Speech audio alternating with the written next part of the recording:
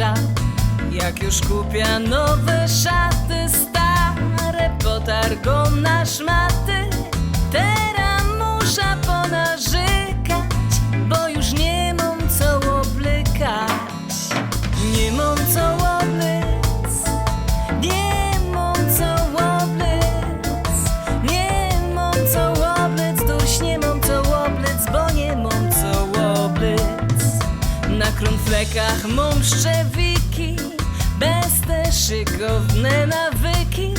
Taśki, paski i apaszki, stare na nie przedo flaszki. I galoty mam ściochane, na życi są połotane.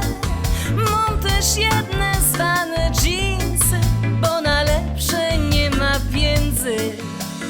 Nie mam co oblec, nie mam co oblec, nie mam co oblec, durś nie mam co oblec, bo nie mam co oblec.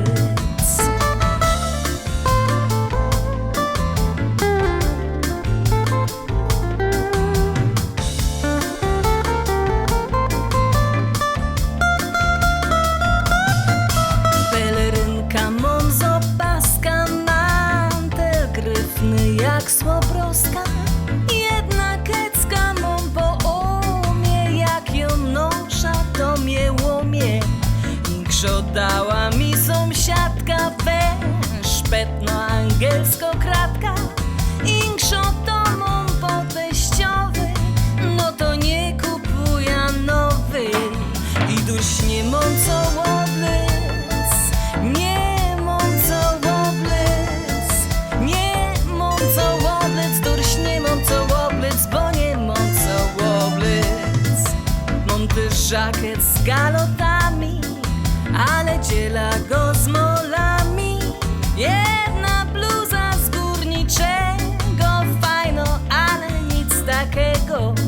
Clyde mam jeden z targowiska, co wyglądam w nim jak miska. No i nie śmia w nim wyłazić, hopu nie chce się narazić.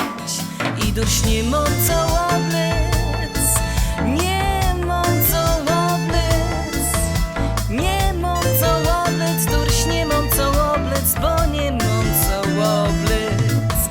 Ale wszystko stare szmaty, że klachają już sąsiady.